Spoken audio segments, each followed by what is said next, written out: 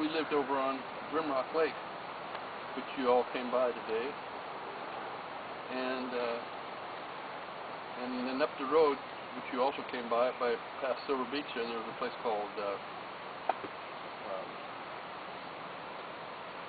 Indian Creek Corrals. Right there, they got horses and stuff there. And when I was 15, I worked for them, and we had horses up at Paradise, just below Paradise. There's some horse barns.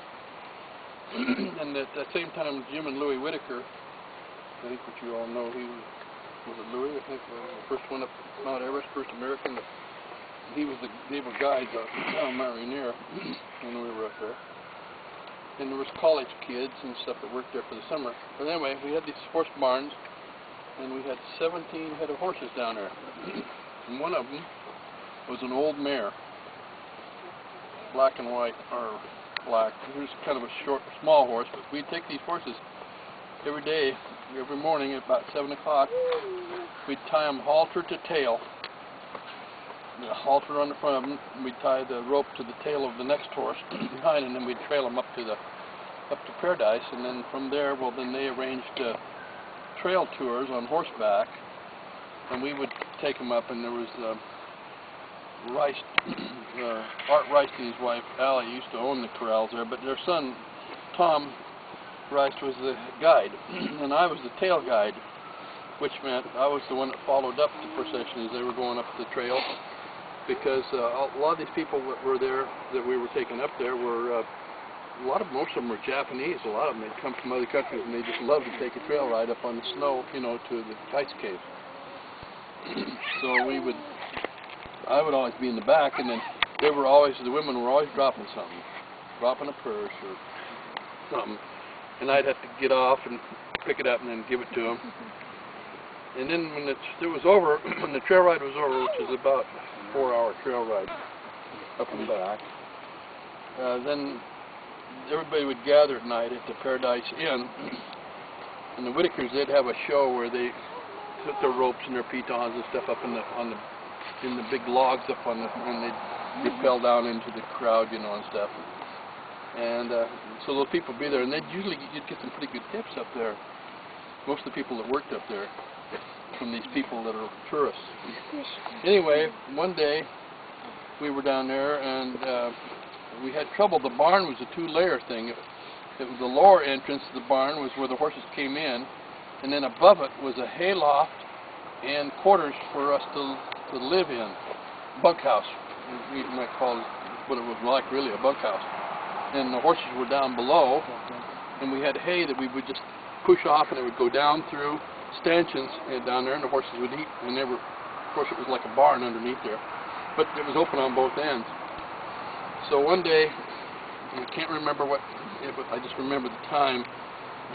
One day, a bear came in, big old black bear. He came in the door down there, and the horses were tied to their stanchions down there, and they all started making a noise. So we came out of the bunkhouse and went over there and looked down in there, and here's this bear. And he's really raising a ruckus because horses don't like bears. Weird. So we didn't know what to do. You know, this thing's running around down there, and the horses, we didn't even want to get down there. How old were you, Grandpa? 15 when I was doing that. And so anyway, we thought it over, and we thought, well, we got to get that bear out of there. So we had a cable that we used. It was over a big beam up there, and this cable, we used it for bringing hay up into the loft. When we'd bring a truckload of hay, and had some hooks that were on it, but we turned it around so the cable didn't have hooks on it. It had a loop on it. We put the loop on it, and we lowered that loop down until we snagged that bear around the neck. And he was, and then lassoed him. We snagged him, we pulled him up there and tried to lift him up, but we didn't know. You know, we thought he would probably try to run out, but he didn't. He just stood up. And here we had him around the neck, and the more we'd pull, the tighter to get on his hair around his neck. And so then we started to get worried. We said, well, now how are we going to get rid of this bear? We caught him. We don't know what to do with him. At that time, we got a phone call from the ranger up at the inn, Paradise Inn. And he says,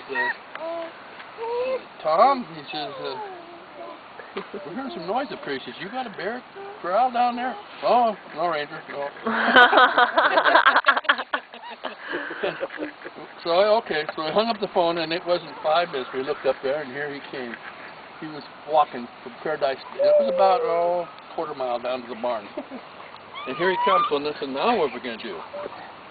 So we got that cable, and we jerked and tugged and everything you could think of. And the only thing was we could think of, well, how we're going to, we don't want to lose the cable.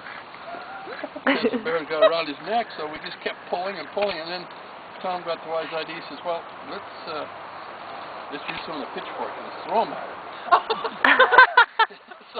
So we had these 3-tine pitchforks, and finally he threw one, and it stuck in the bear's hind rump.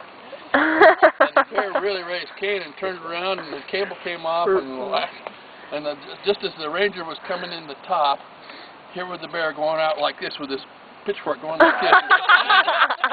Stuck in his hind end. Did he have the rope still when he's going out? No, he got off the cable. He made such a fuss that he got off the cable. But anyway, we got rid of the bear just before the Ranger walked in. The Ranger walked in, he saw all the mess, he saw the hair on the cable and everything. He walked in, looked around, looked like that. Okay, so he turned around and he left. It would have been bad trouble for you. What kind of bear was it? Black? Big black bear. There's no Kodiak or brown bear around very much. And there's a few grizzly, but they come down out of Canada. Not too many. Once in a while somebody will report seeing grizzly.